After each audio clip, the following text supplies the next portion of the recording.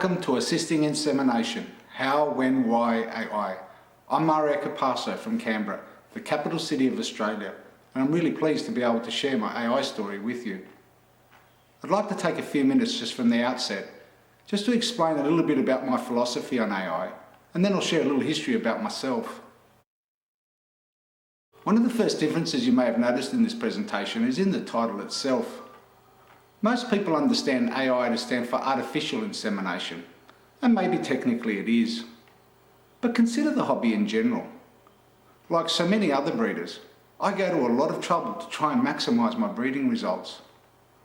As you see here, I house the birds in a specially constructed aviary and bird room, where to an extent, even the light and temperature is regulated. As the breeder, I'm the one who dictates which birds will be bred from, how long they'll be paired up for, where and when they'll nest, how many young they rear, and even how long they'll breed for. I foster out chicks if I need to, I dictate the food they eat and treat them if they get sick. So technically, is any of this natural? I believe they're all tools used to assist me to try and breed strong, healthy stock in the greatest possible numbers. So I like to think of AI as assisting insemination. I'll also point out that I don't advise you as to what you should or shouldn't do. This presentation is based on what I do and what I've found to work best for me. My hope is that my story can help you make your own choices about AI and consider if it can help you as much as it's helped me. Here you'll see a few of the birds I've either bred with the aid of AI or have been a key part of my AI program. During this time, I'll take the opportunity to dismiss any misconception that AI will solve all the breeding problems we face, or that by using AI, anyone can become a champion overnight breeder. Far from it. On its own, the only thing AI does is improve the fertilisation rates of eggs. AI doesn't guarantee that the eggs will hatch, or that the chicks will make it to the perch, yet alone win on the show bench. The birds used for AI still have to be good enough to produce the required qualities. And of course the breeder themselves must be skilled enough to recognise and then utilise these qualities. So now to a little about me. I've been breeding budgerigars since 1975 when I was just 10 years old. But for many years the birds were just a little side interest.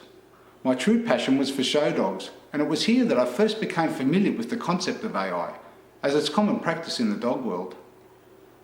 In 1997, I stopped showing dogs and started breeding the modern exhibition budgerigar. Over the next few years, I found myself with quality birds which either never bred or didn't breed well. It was very disheartening. Now, while I'd regularly practiced AI with the dogs, I never actually considered it as an option on a small bird like a budgerigar. And then about 10 years ago, I heard about AI for budgerigars and immediately started researching it. Unfortunately, the information available at the time wasn't very clear. Initially, I wasn't successful, and I actually had some major failures which put me off AI for quite a while. But after trialling a number of different techniques, I eventually blended a few together and developed a very simple one. I was finally able to easily milk the cockbird, but I still wasn't successful. I found that with the capillary tube at the end of my mouth, I couldn't actually get the tube into the correct position to fertilise the hen. The whole thing was happening too close to my face and I couldn't see what I was doing. So for the last few years I've been researching and practicing. I've undertaken a number of different trials with mixed results, and there are far too many variables to mention. So for the purpose of this presentation, I've tried to generalise the information as much as possible and focus on what I know to work best for me. Finally, with the assistance of the equipment you'll see demonstrated shortly, I believe I've perfected my technique and the art of AI, and now I regularly achieve outstanding fertility results.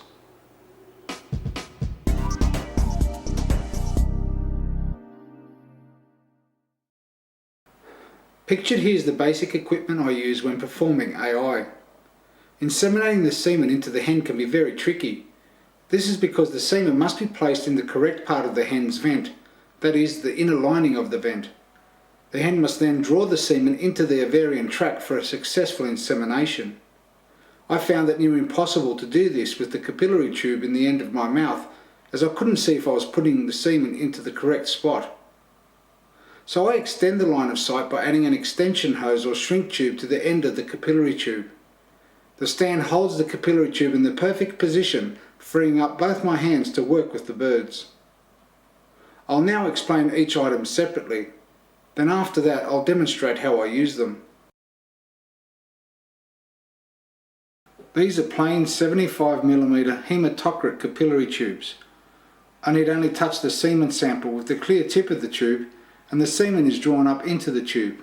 This is the capillary action. The capillary tube is replaced for each collection. Without these tubes, AI is not possible. The coloured end is where the tubes are handled.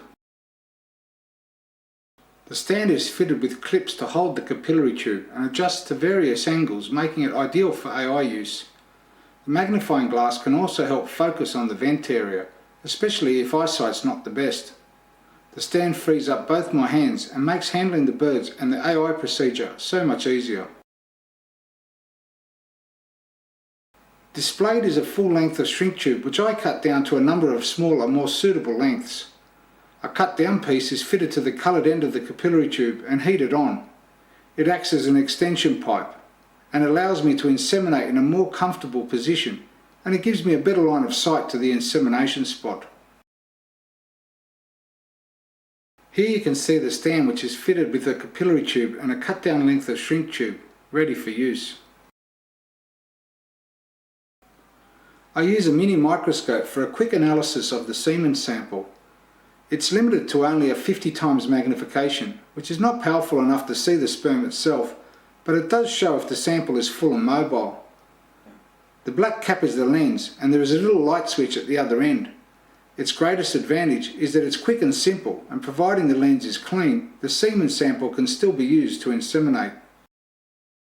I also use a power compound microscope of 100 times, 400 times and 1000 times magnification. It has a mechanical stage for very fine tuning. At 400 times magnification, sperm are clearly visible and the mobility and the quality of the sample can be easily analysed.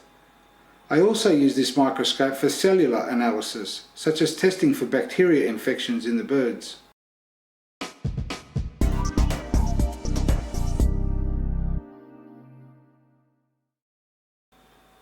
I start by fitting a capillary tube to the setup stand, making sure not to touch the clear end of the tube. I then fit a cut down length of shrink tube to the coloured end of the capillary tube and apply some heat. In this example, I've overheated the shrink tube and it has become too tight. I can still use it for an insemination, but I can't separate the tubes to reuse the shrink tube.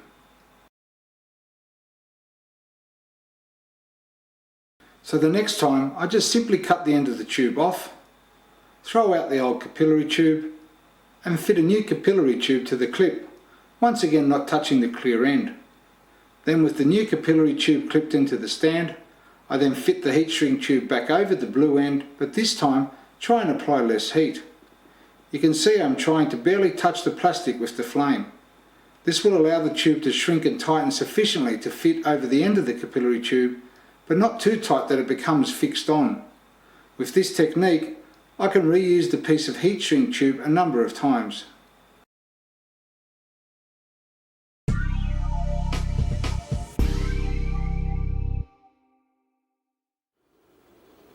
Over the years, I've learnt that any mishandling of birds, including AI in the wrong way, can cause serious problems. Cockbirds in particular are prone to developing speeding hearts which can kill them within seconds if not noticed. I very quickly learnt that training is the key, that is training both myself as the handler as well as the birds. So at first I practiced handling the lesser birds, and then with confidence I moved on to the quality stock. Now I start training my birds from the moment they leave the nest or as soon as I bring in a new one. The first stage of the training is simple: gentle handling and release. The more the birds are handled, the more relaxed they tend to be. The next phase of the training is to start getting the bird used to the hold. I begin with the bird in the traditional hold position, that is with the head locked between two fingers. This hold is commonly used to stop the birds from biting. I then move him into the AI or milking hold position. The hold consists of placing the head between the little finger and the ring finger. with the 3 middle fingers over the back of the bird and the thumb placed under the tail. With the bird in the correct AI or milking hold, I make sure the bird is comfortable and not overly stressing. I repeat the process until I'm confident the bird is comfortable and not overly stressing out from being held. But then I move on to the next phase, and once again, with the bird in the AI or milking hold position, I then turn the bird up, lightly rub the vent and a subtle squeeze. This prepares the bird for the milking process. Every bird is different. Some tend to be very relaxed and take to being handled and milked very quickly. Others may require more training. I just have to be patient and ensure that the birds are handled regularly and the vents rubbed just in preparation for the milking process.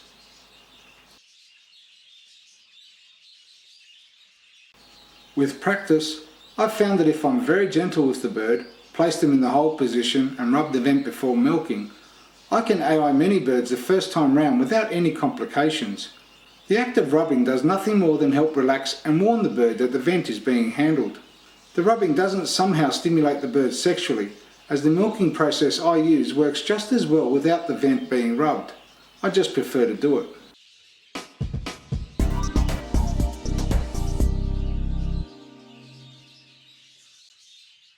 Initially, I found it easier to clear the vent area of any feathers. This helped me feel the vent properly. On most cockbirds, I can often feel the full sperm glands on the side of the vent. It also gave me a good line of sight to the vent, which helped with being able to see the semen sample and access it without any being absorbed by the feathers. As you'll see shortly, the way I milk now actually moves the vent feathers out of the way, so plucking or trimming isn't necessarily required. The actual milking process is an acquired art which I found is best demonstrated and then practiced. I begin with the bird in the traditional hold position and then move him into the AI hold, which I've demonstrated previously. The bird is turned up so that I have a clear line of sight to the vent. I then rub the vent to prepare the bird for the milking process. I place my thumb and finger over the vent and then slide them down about 1 centimetre past the vent to position them under the sperm glands, which can be felt on either side of the cockbird's vent. Then gently squeeze them together in a slight upward motion, which instantly extracts the semen. It's not a pinch, but a gentle squeeze. If I did the same thing on my skin, I would barely feel it. I'll demonstrate this on my arm. Assuming the black mark and lines represent the bird's vent and sperm glands, I position my thumb and finger over the vent. I slide them down about 1 centimetre or just past the sperm glands. I then apply a gentle squeeze in a slight upward motion to extract the semen. If I did this on a sleeping baby, I would barely wake it up. Normally, I only need to gently squeeze once. If it doesn't work the first time, I try again out of habit, but certainly never any harder, as this is when injury can occur. Sperm glands can easily be ruptured. Doing so can render the bird sterile or worse. If the bird has sperm, it should come out in one gentle squeeze. So I'll demonstrate this once again on another bird. Starting with the traditional hold, I move him into the AI hold and make sure the bird is not overly stressing. I then turn the bird up to expose the vent so I have a good clear line of sight and rub the vent, once again just to prepare the bird mentally for the milking process. Thumb and finger are positioned over the vent, then slid down about 1 centimetre to get them past the sperm glands, and then gently squeeze in an upward motion to extract the semen. One gentle squeeze should do it. I can now collect the semen and release the bird.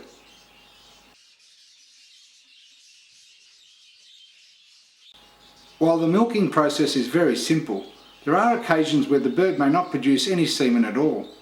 So I'll try the bird again the next day, or perhaps at some other time of the day. But occasionally, it's not just semen that's extracted, but feces and urine as well.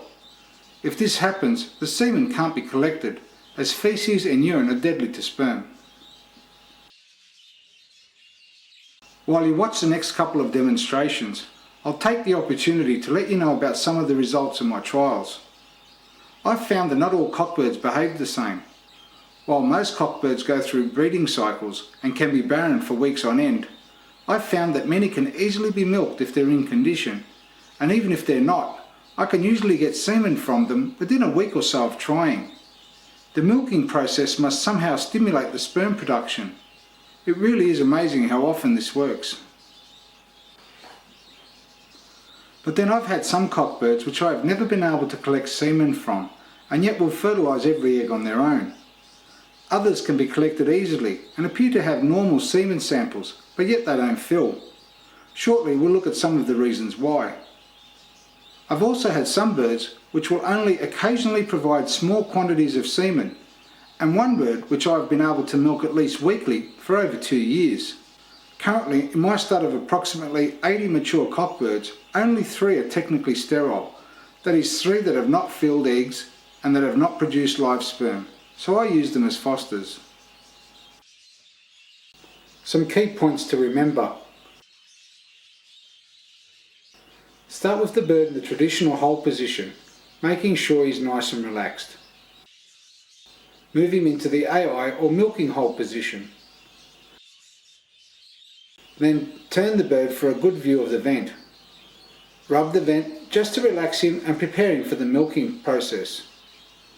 Position the thumb and finger over the vent and slide them down about 1 centimetre. Gently squeeze in a slight upward motion to extract the semen. If done correctly, only 1 squeeze is required to successfully milk the bird.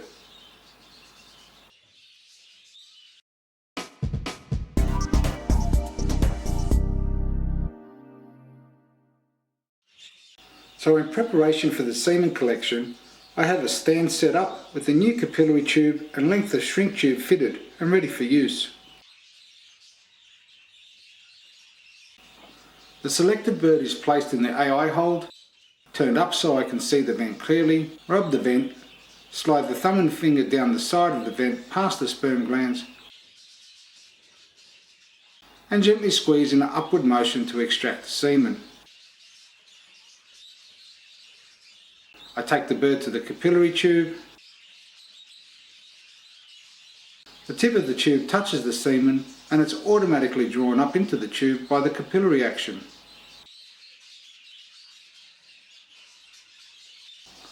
As I'll now demonstrate, with the technique I use, it's not a requirement to have the bird's vent feathers trimmed or removed. I can successfully milk the bird and collect the semen with all the vent feathers intact. The thumb and finger spread the feathers out of the way as they are slid down over the vent. I then apply the gentle squeeze to extract the semen and take the bird down to the new capillary tube which is clipped into the stand. The tip of the capillary tube touches the semen and draws it up by the capillary action. So in summary, I start the bird off in the traditional hold position, move him into the AI or milking holding position, turn the bird up, rub the vent, slide the thumb and finger down about 1 centimetre to get them past the sperm glands, and gently squeeze in a slight upward motion to extract the semen. Once the semen is extracted, take the bird down to the new capillary tube. The tip of the tube touches the semen and it's automatically drawn up.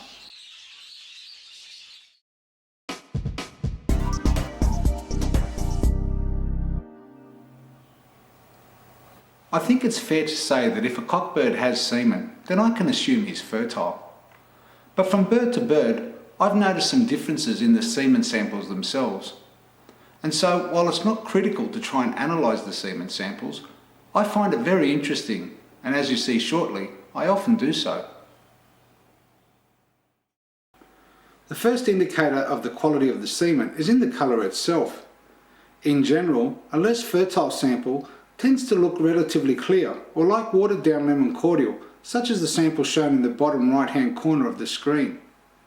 A good healthy sample is a milky colour and should fill about 10 to 30 millimetres into the tube. Now I've seen some samples which are a darker creamier colour or a latte colour. I've found that the birds with the milky or darker samples tend to be almost always the most fertile, with mobility lasting for up to an hour under a microscope. When analysed under a microscope, the 2 top samples, which are the milky and darker colours I mentioned, proved to be very fertile, and mobility lasted about 20 minutes. The bottom left-hand sample, which represents the latte colour, also proved to be very fertile, with mobility lasting almost 40 minutes. In comparison, the sample on the bottom right looks much lighter or clearer. It was taken from a lovely 5-year-old cockbird. By looking at it, I would have expected it to have been almost sterile. When I checked it under the microscope, I was amazed to see a few live sperm. There weren't many, but obviously enough, as this bird went on to fill an entire round on his own. So while mobility can last for quite a while under a microscope, the semen in the capillary tube can dry out within a few minutes. So I make sure I inseminate it as soon as possible after the collection.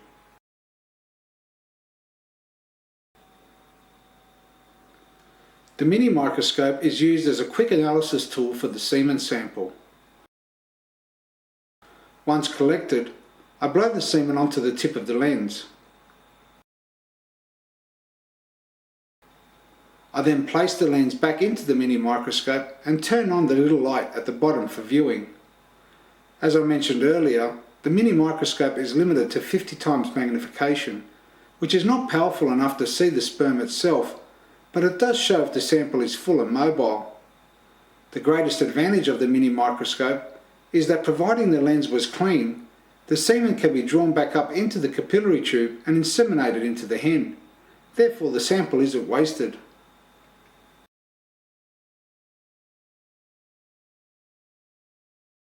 This is an example of the view provided by the mini microscope. If the sample is clear or sterile, the light from the microscope is visible as shown in the top of the screen. The bottom of the screen shows a fertile or full sample. When I'm actually viewing the sample under the mini microscope, I can clearly see little dots, which are the sperm, and I can see if they're moving around or not, indicating fertility. The most accurate way to analyse a sample is under a power compound microscope. The sample is blown onto a glass slide and then placed on the mechanical stage to be viewed. I've fitted mine with an electronic camera which is linked back to my computer. The computer has a special package which allows me to enhance the view to a full screen where the individual sperm are clearly visible. It's far easier than trying to keep looking through a little eyepiece fitted at the end of the microscope. When viewed at 100 times magnification, the semen sample appears full and mobile. However, at 400 times magnification, the sperm themselves are clearly visible, and here they appear to be very strong and mobile. After 10 minutes, the sperm still look quite mobile, but the sample appears to be thinning out, which indicates that the sperm have started to die off. 20 minutes later, some sperm have started dying off, but there are still a good number of mobile sperm, which indicates to me that the sample was strong and healthy. But after 30 minutes, there are no live sperm noticeable. The greatest advantage of the power compound microscope is that an accurate analysis of the semen can be made, and I can find out if the bird is producing healthy, strong sperm, and if he is fertile or not. Sometimes I find samples which are not mobile or dead, and some with abnormalities which render the bird sterile. These birds may have been affected by disease or heat. Even a slight increase in core body temperature can kill sperm. So I continue to monitor the bird's semen, as they often recover quickly, or in time the sample improves.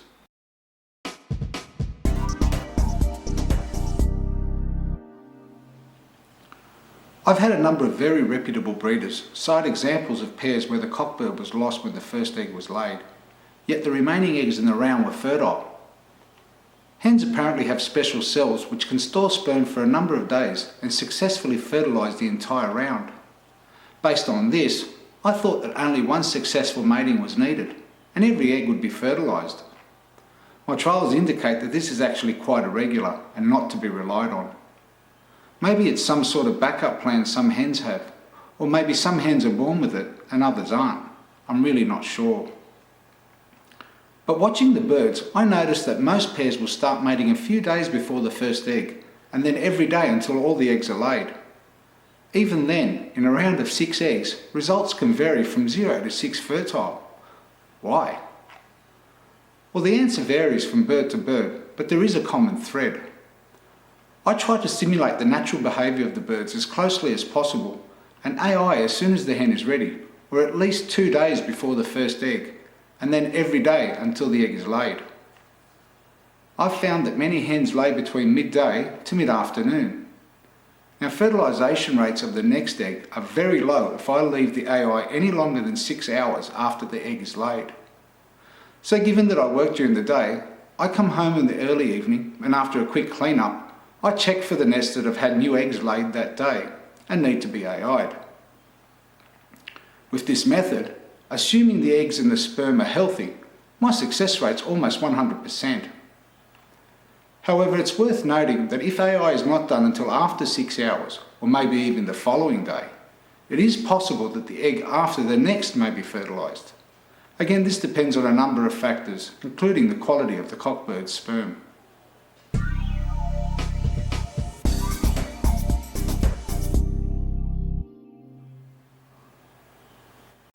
The cleaning out process can be really messy, but it's vital, as urine and faeces are toxic to sperm. Many times I've tried to clean out the hen without result, so thinking that she must have recently passed a dropping, I inseminate the hen and release her, only to watch her immediately pass a dropping and waste the sperm. This would mean I'd have to go and find another cockbird and try the whole insemination process again. So now I use a special little routine. It might sound a little weird, but it's quick and it works, so it's just common practice for me. Breeding hens spend most of their time in the nest box, so the first thing I do is tap them out of the box and see if they pass a dropping on their own. I watch for this, but if she doesn't, then I try a dummy AI run. This consists of catching up the hen, and this one's proving to be a little elusive.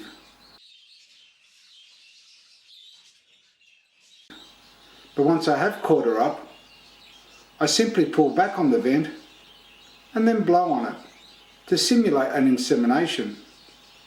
I then release her back into the cage and watch if she does a dropping, and in this case it works.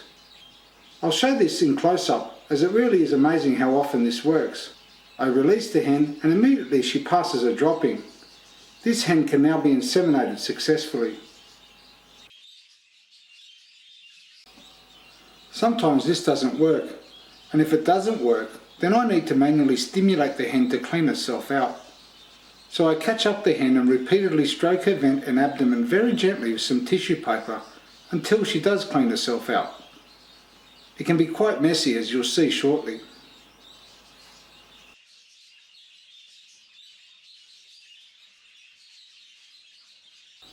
With manual stimulation, it's essential to make sure there are no remaining urine or faeces in the vent tract of the hen, as this will kill any sperm I put there. I don't attempt to inseminate a hen until I am satisfied she is cleaned out. Even then, once she is returned to the breeding cabinet, I watch carefully for a moment or two, as a hen can still pass a dropping at this stage, which would render the insemination wasted.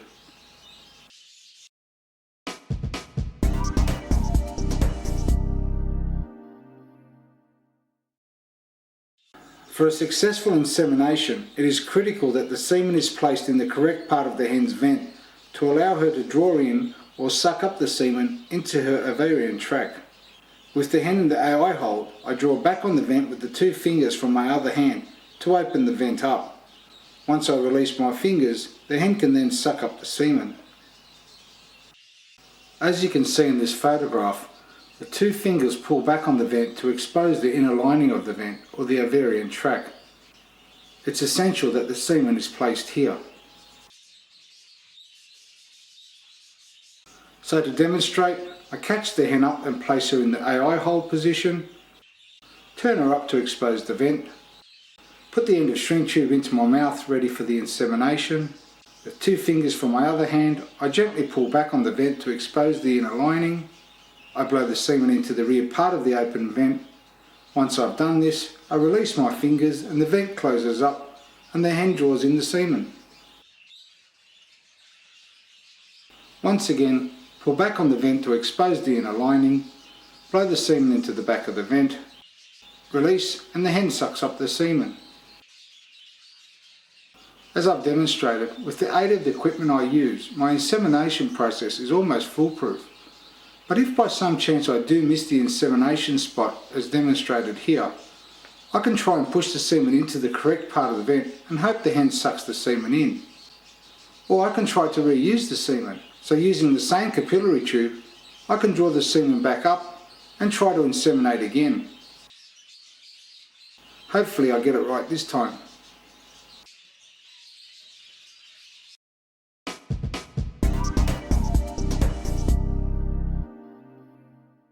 If I want to ensure the first egg is fertilised, I start the AI process as soon as I think the hen is showing the signs that she is ready.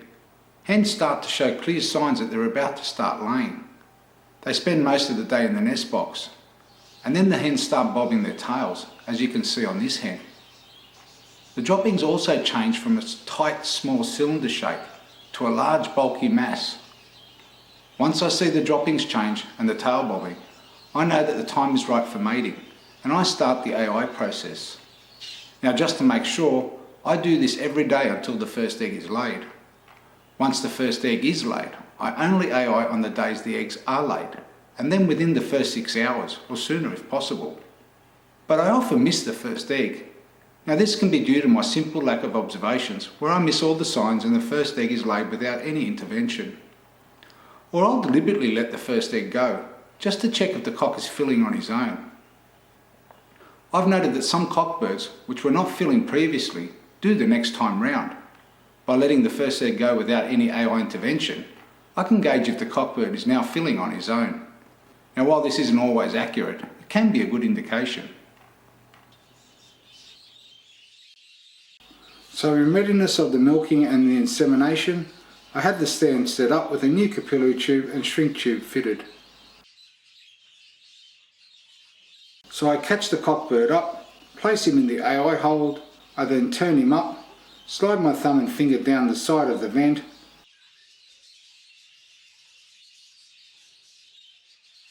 and gently squeeze to extract the semen. Once the semen is extracted, I take it down to the new capillary tube and touch the tip of the tube with the semen, and it's automatically drawn up by the capillary action. I catch the hen up which has already been cleaned out and place her in the AI hold position. Turn her up to expose the vent, put the end of shrink tube into my mouth. With 2 fingers from my other hand, I gently pull back on the vent to expose the inner lining. I blow the semen into the rear part of the open vent and release my fingers. Once again, cockbird in the AI hold, turn him up, rub the vent. The thumb and finger slide down the side about 1 centimetre, moving the feathers out of the way, and gently squeeze in an upward motion, extracting the semen. Take the bird down to the capillary tube, touch the clear end of the capillary tube with the semen, and the semen is drawn up. The cock is released, and now I can go collect the hen and make sure she is cleaned out.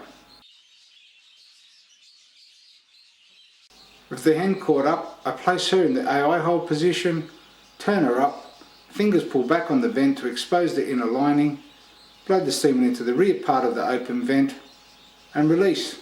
The hen draws up the semen.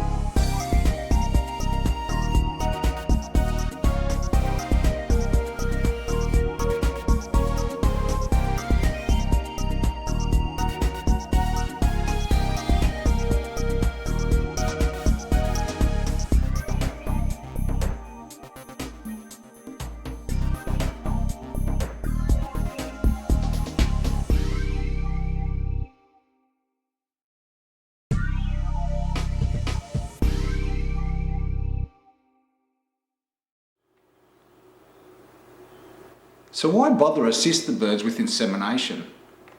Well, there are 4 basic reasons why I use AI. The first is that I can quickly check a bird for fertility. As a rule, I check any cockbird that I offer for sale or plan to use in my breeding program. But I've noted that cockbirds go through breeding cycles, and some may be barren at the time of checking. If this is the case, I try to collect at a different time of the day, just in case the bird's just mated. But I'll also try every couple of days, as I can often successfully milk a bird within a week or 2 of trying. The act of milking seems to stimulate the cockbird and bring on fertility. Those not fertile are never sold, as they're very valuable to me as fosters. Now, wouldn't it be nice if everyone learned to AI, if only just to check the cockbirds that don't fill? As I've shown, checking a bird for fertility is very quick and simple. The second reason is I can breed from a cock which doesn't fill on his own. It can be very frustrating to have a quality cock go for years without producing. Some just don't seem to be able to mate properly. Now with AI, as long as the bird is fertile, I can usually get something from him. But I've had it suggested that this is nature's way of telling me that I shouldn't breed with this bird. But I don't accept this. The only birds that I persist with are those strong enough to improve my stock. I've seen many a quality cockbird, some valued at huge sums of money, go wasted. And yet I've seen no evidence to suggest that using AI to breed with these birds has any adverse effect on their young. In fact, I've often seen these birds go on to successfully breed well on their own after a change of partner, or even after a few milkings. And sons from these birds have gone on to be very good stud birds in their own right. Third reason, I also use AI when I want to put one cock through several hens, even if the hens are down breeding with another cock. For example, as you can see here, I can pair up 2 visual recessive pieds. I then AI a quality normal cock randomly through the visual hens. Given that 2 visual recessives can only produce visual recessives, I know that any normals bred are split for recessive.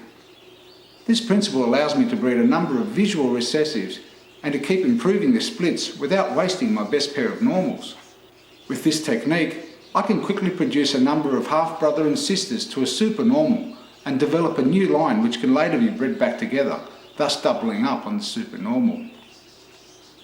As long as the resulting offspring can be differentiated, this principle works equally as well when I try to produce other varieties. Fourth and final reason, for a pairing that just won't bond. If it's a pairing I really want to get offspring from, I can pair the selected hen to an old sterile cock and AI the selected cock through the round. I can actually AI a number of different cocks if I choose to, and get mixed varieties in the one nest. The selected cockbird can even be flying in the aviary and not paired up at all. So that brings me to the end of a year's work. I hope you've enjoyed my story and appreciate AI for what it is, a tool to help breed strong, healthy stock in the greatest possible numbers. Now, if I've prompted any questions or you'd like me to supply any of the equipment I use, please feel free to contact me. The details will be displayed on your screen shortly. And remember, it's all about the birds.